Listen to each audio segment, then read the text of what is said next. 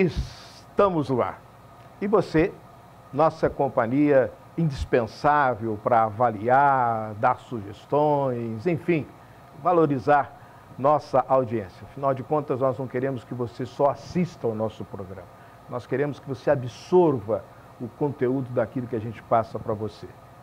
E a Eliane Calixto, parceiraça nossa, além do seu Lipet Friend e o Garden para o seu ajardinamento, e está aproveitando também o espaço para anunciar o aluguel de um AP.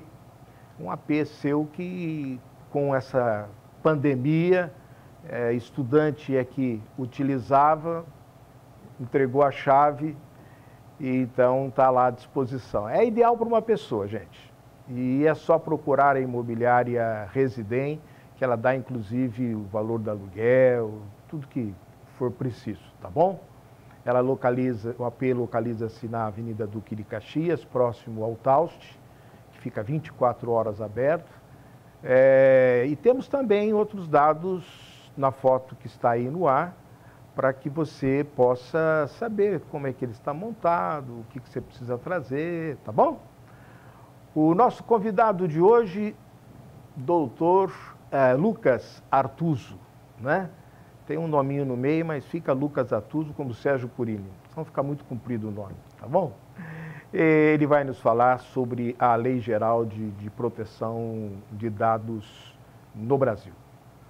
Lei aprovada recentemente e a gente deseja que seja bem-vindo. Mas, Lucas, que a gente vai tratá-lo mais na intimidade, né? Afinal de contas, todo advogado gosta do doutor na frente. Mas como a gente se conhece há muito tempo, já conheci o pai dele, avô dele, antes mesmo dele nascer, então, para nós aqui, carinhosamente, de coração, é o Lucas. Antes de começarmos nossa entrevista, Lucas, vamos mostrar uma colaboração que nos veio pela internet, filtrada pela nossa produção, colaboração do Jorge Vilela. Solta lá, Bruno. 2020 é um ano para agradecer. O mais diferente em muitas e muitas décadas. Por mais crítico que tenha sido, ele nos apresentou oportunidades únicas nessa nossa passagem pela vida. E isso é de se agradecer. Talvez, especialmente com o avanço da ciência e da tecnologia, apenas em séculos alguma geração possa enfrentar algo parecido. E você está tendo o privilégio de vivê-lo. 2020. Um número fácil para se gravar na memória. O ano que forçadamente nos empurrou para mais perto dos nossos filhos. Nos fez enxergar de novo o melhor e o pior dos nossos pares. Fez com que a gente se enxergasse e percebesse que poderíamos ser muito mais. Isso terá impactos profundos nas relações no longo prazo. Obrigado por isso. O ano que, sem compaixão, nos tirou do automático, esfregou na nossa cara as dificuldades de educar, as dificuldades enfrentadas dentro de uma sala de aula pelos professores, as dificuldades de viver 24 horas sua família, casa, escola, trabalho, parques de diversões, tudo junto. Paciência, resiliência. Obrigado por isso. 2020 nos fez olhar de novo para os mais velhos, para o medo de perder alguém querido. Nos fez cuidar, nos fez vestir armaduras, não para nos proteger, mas para protegermos quem a gente ama. Muito obrigado por isso. 2020 será, provavelmente, o ano de maior impacto em toda a nossa vida. Já para os nossos filhos, talvez nem se lembrem. Portanto, não se culpe tanto por isso. Estamos ansiosos para que este ano termine, na esperança de que depois da última volta do ponteiro, tudo se transforme como num passe de mágica. Não será assim. Aproveite então esses dias que restam. Faça de 2020 o seu ano de transformação para algo muito melhor. Faça de 2020 o seu maior aprendizado para que a partir das suas atitudes realmente surjam coisas melhores depois da última volta do ponteiro. Na virada para 2021, abrace forte quem estiver ao seu lado. Chore, solte um "ufa, passou", Mas também agradeça por tudo que 2020 fez por você. Outra chance como essa, melhor nem torcer para termos. Obrigado, 2020. O mais necessário dos últimos anos. Você vê, né, Lucas? Tanta gente reclama desse ano e de vez em quando refletirmos o que demos aprender com todas as dificuldades que passamos e ainda estamos passando, parece que nos dá mais ânimo para 2021. Mas agora sim eu quero falar diretamente com você, Lucas. Do que se trata essa lei, quando foi votada e quando entra em vigor? E também gostaria de saber qual a sua importância no nosso dia a dia, já que todo mundo usa computador, já que todo mundo tem sua identidade e não tem segurança sobre ela, tem celular. A palavra é sua, Lucas. Bom, olá Sérgio, queria primeiramente agradecer pelo convite. Nós é que ficamos felizes, pode acreditar. Muito obrigado. E com certeza esse programa, né, trata de um tema muito relevante, que é a Lei Geral de Proteção de Dados. A história da Lei Geral de Proteção de Dados no Brasil começou em 2010, mas ela só foi aprovada em 2018 e sancionada em 2018 com uma vacatio legis de 24 meses. Então, ela entrou em vigor nesse ano. Infelizmente, como no Brasil, é sempre assim, né? Com certeza. As coisas boas sempre demoram para acontecer, mas ainda bem que acontece, graças a Deus. Continua, a palavra é sua. E ela trata sobre ela dispõe sobre o tratamento de dados pessoais, inclusive em meios físicos, de pessoas físicas ou jurídicas de direito público e privado, e objetiva resguardar ao cidadão o direito à privacidade e o livre desenvolvimento da personalidade. Então, a gente ouve tanto aí que entraram no site do senador, do presidente da República, de não sei o quê, lá e não sabia o que fazer quando pegava o RAC. Agora tem uma lei para poder discriminar e essa lei também tem pena ou só vai ficar na iniquidade? Não, a lei ela traz sanções administrativas que vão entrar em vigor a partir de 1º de agosto de 2021. Quem vai aplicar essas sanções é a Autoridade Nacional de Proteção de Dados, que é a agência responsável por sancionar, fiscalizar e regulamentar a proteção de dados no Brasil. Muito bem, porque esse negócio de lei inócua chega. É proibido fumar, tá legal, isso é bom na música do Roberto Carlos. E daí? É proibido fumar e quem fuma, o que acontece? Fica com câncer? Então, vamos lá. Bom, a gente fala em inventor, cientista, aí você já imagina Einstein, já imagina, né? Prêmio Nobel e tal, mas esquece que esse dom está inerente na gente, naquilo que a gente faz.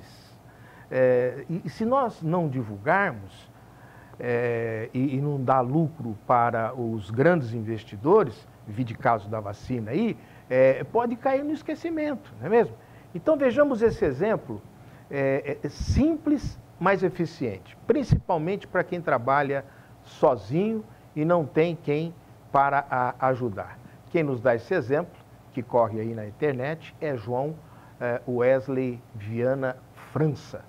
Dá a impressão que é um lord, etc. Até é um cidadão comum, deve ter um sítiozinho e precisa trabalhar e precisa fazer as coisas renderem. Quem nos mostra como encher o saco sozinho, muito interessante e prático. Solta lá, Bruno. Pegando encher aqui, com a vazia, é custoso, é ruim, rapaz. Derrama pro chão, vira aquela bosta, sabe? Então eu inventei isso aqui, ó. Isso aqui era um latão de 50 litros.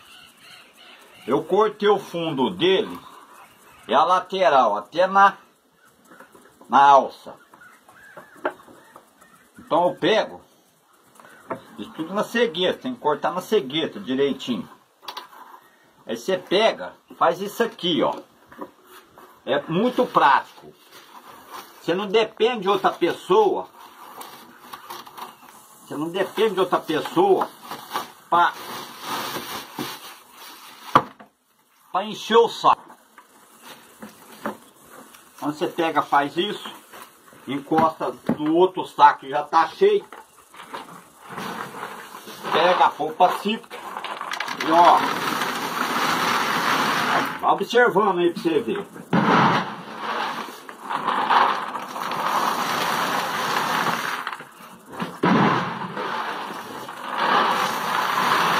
Olha,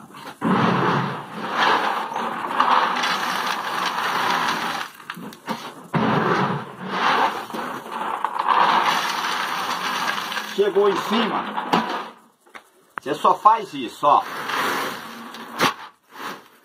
Ó, dá mais um puxado nele pra cima, ó. Ó.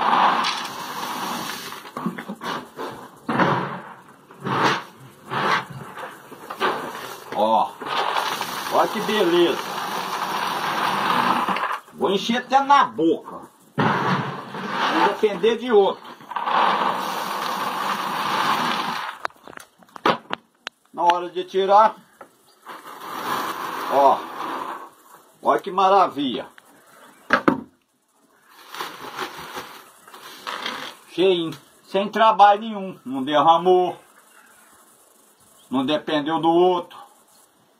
É isso, tem de fazer, a gente trabalha sozinho, tem de inventar as coisas. Essa lei tem a ver com esse comércio de dados pessoais e clientes que participam de sorteios, de estabelecimentos comerciais e afins, e depois a pessoa acaba, né, como já falei, acaba vendendo esses dados para outrem, ou é utilizado também nesse serviço de telemarketing, ou não tem nada a ver? Sim, também. A lei, na verdade, traz como tratamento de dados pessoais qualquer operação que é realizada com os dados. Isso inclui a coleta, distribuição, armazenamento, eliminação, qualquer atitude que a empresa tome com os dados pessoais é um tratamento de dados. Muito bem, gente, porque às vezes a gente quer até participar do concurso, mas a gente fica com receio, eu não sei o que vai acontecer depois com os dados que eu passei para cá. Não que seja desonesta a empresa que esteja fazendo isso, ninguém está chamando ninguém de desonesto, mas agora tem uma legislação que fala, ó, você não pode fazer. Você ganha dinheiro vendendo teu produto e teu serviço, mas não os dados que você obtém para depois fazer, ter outras finalidades, né? Isso, até porque a lei traz bases legais a serem observadas, né, no tratamento, traz princípios, entre eles o princípio da finalidade. Então eu preciso ter uma finalidade específica informada para o titular e também traz a diferenciação em dados pessoais e dados pessoais sensíveis. Perfeito. Dados pessoais simples seria qualquer informação que possa identificar ou tornar identificável o indivíduo, enquanto os dados pessoais sensíveis podem trazer uma discriminação maior para o titular, uma vez que é referente à origem racial ou étnica, uma opinião filosófica, religiosa, filiação sindical,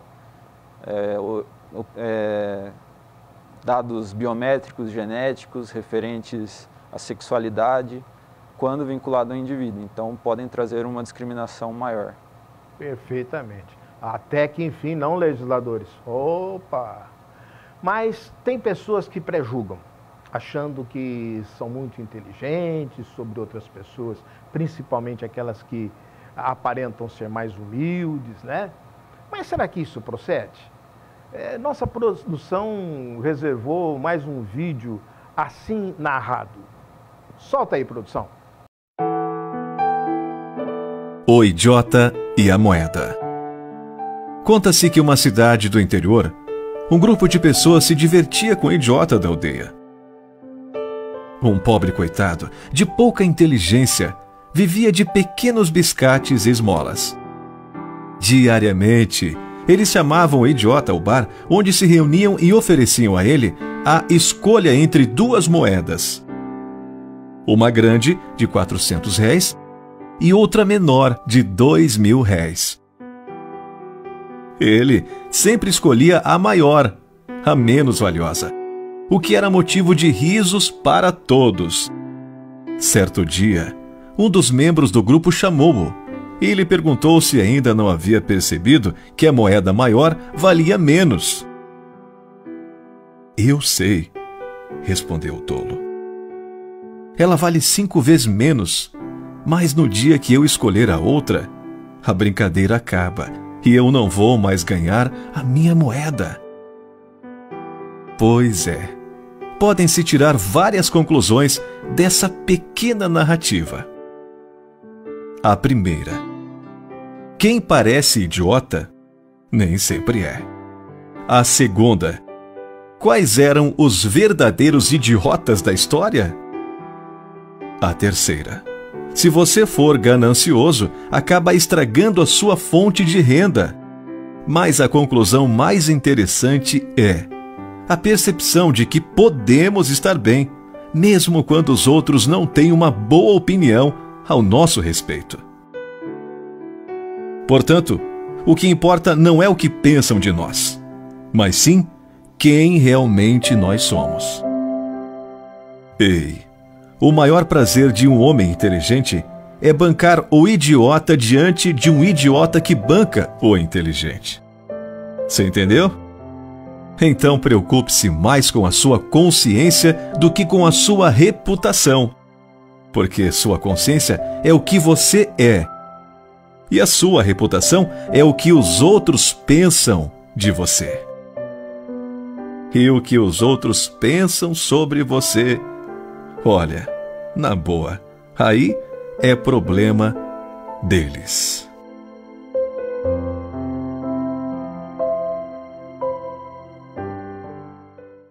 Como os valores nos enganam, né? Tem gente aí que pensa que é muito vivo, muito esperto, quer passar os outros para trás, e olha só o que acontece. Mas voltemos aqui para o Lucas.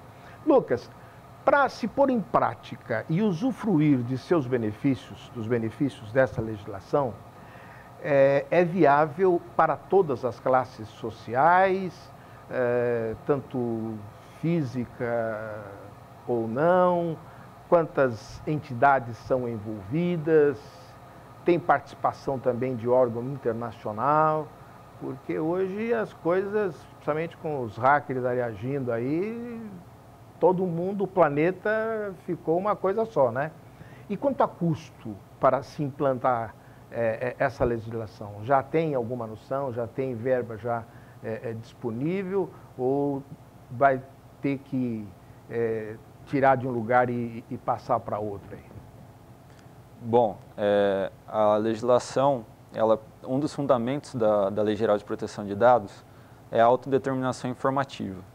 O que diz a autodeterminação informativa? É um direito do indivíduo de dispor sobre as suas informações. Então, a lei traz uma série de obrigações para pessoas físicas ou jurídicas que realizam um tratamento e também uma série de direitos para o titular de dados. Então, é aplicável a qualquer indivíduo, as entidades envolvidas são diversas, né? Mais uma lei que vai compor com certeza o microsistema de defesa do consumidor e os órgãos internacionais envolvidos. A lei ela é aplicada para o tratamento de dados realizado no Brasil, quando houver a oferta de bens ou serviços no território nacional ou a empresa tiver sede no Brasil. Então, se tiver alguma empresa que tenha sede também fora do Brasil, mas trate dados ou ofereça produtos e bens ou serviços no território nacional, a lei será aplicada. Quanto aos custos, isso vai depender do tamanho da organização, do nível de maturidade que essa empresa tem de privacidade, e isso passa por uma série de questionamentos. E como as pessoas interessadas, elas podem ter acesso a esse direito? Diretamente nas empresas, elas podem recorrer aos órgãos de defesa do consumidor. Inclusive o PROCON de São Paulo, no seu site, já abriu um campo para reclamações referentes a dados pessoais, ou no judiciário, através de ações. Perfeitamente. Então, gente, está tudo explicadinho aí, detalhe por detalhe, certo? Qualquer coisa é ir no YouTube depois, assistir o programa ou entrar em contato. Daqui a pouquinho nós vamos pedir para o Lucas, doutor Lucas, nos deixar aí para a gente poder também procurá-lo fora do programa. Tem esse gráfico no ar. Como é que você pode explicar para quem é leigo como eu ou telespectador que gostaria de saber o que significa esse gráfico, Lucas? Bom, a Lei Geral de Proteção de Dados traz que as pessoas físicas ou jurídicas que tratem dados precisam adotar padrões de boas práticas e de governança referente aos dados pessoais na organização. E isso passa pela implementação de um programa de governança de dados ou um programa de proteção de dados e privacidade. Esse programa é um framework internacional que se chama Sistema de Gestão de Proteção de Dados. Ele possui 5 fases, inclui a avaliação inicial e a melhoria contínua. Então, na fase 1, que é a preparação, a gente vai justamente preparar a organização para receber o programa. Na fase 2, que é a organização, a gente vai adotar medidas implementativas desse programa, inclusive nomear um encarregado de proteção de dados, que é o famoso DPO. Ele vai ser o ponto de contato entre a empresa, o titular de dados e a Autoridade Nacional de Proteção de Dados. Na fase 3, que é o desenvolvimento e implementação, nós vamos ter a implementação de controles específicos, atualização de políticas e uma série de outros controles que vão ser necessários de acordo com a realidade da organização. Na fase de governança, o momento onde nós vamos realizar o relatório de impacto e ver de fato como está funcionando a organização. E por fim, a avaliação e melhoria. Então nós vamos identificar pontos, realizar auditorias internas e externas para sempre buscar melhorar o programa que foi implementado, visando a observância à legislação. Perfeito. Eu acho que deu para entender aí tal o que o Lucas explicou no gráfico, né? A gente olhando o gráfico assim, a gente fica meio perdido, mas o Lucas aqui em off falando para nós aqui, a coisa fica diferente.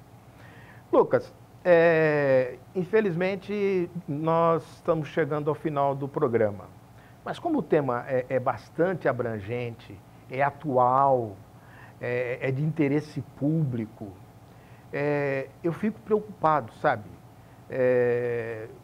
E você conseguiu, eu creio, passar para o público o que mais importante a lei traz. Isso que é o fundamental, né, numa entrevista.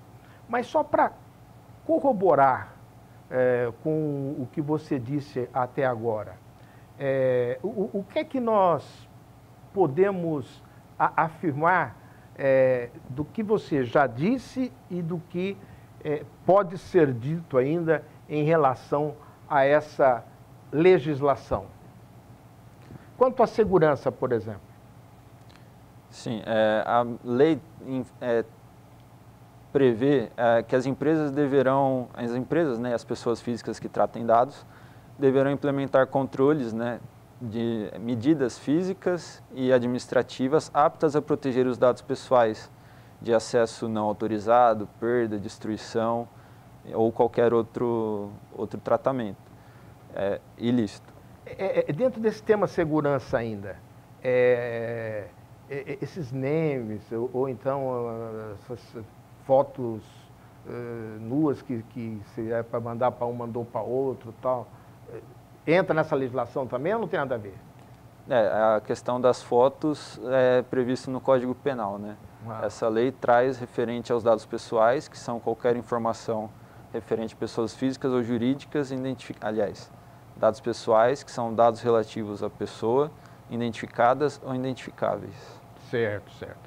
E em que campo ela entra como uma ferramenta competitiva no mercado, como um importante diferencial para os consumidores?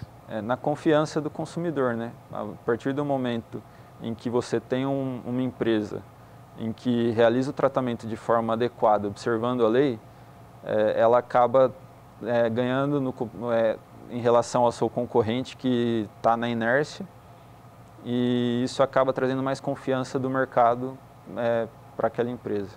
E o consumidor também tem mais transparência, né? Com certeza. O princípio... Não fica naquela dúvida, né? Existe, não existe, eu tenho que confirmar não sei com quem. Quer dizer, fica mais transparente.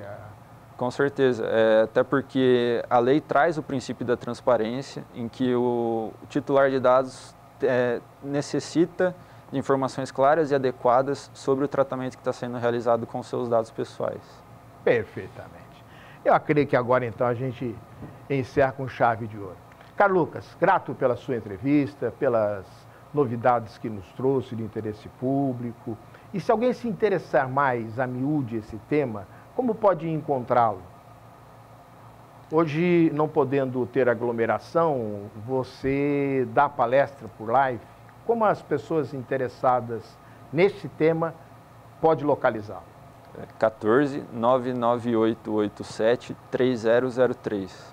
Mas chegando ao final do nosso programa, com os agradecimentos a todos que deram sua cota de colaboração, porque o nosso programa não se faz sozinho, né? Para que ele fosse ao ar, vamos terminá-lo com música instrumental, clássico da música brasileira. E valeu, Luiz Capelim. Até!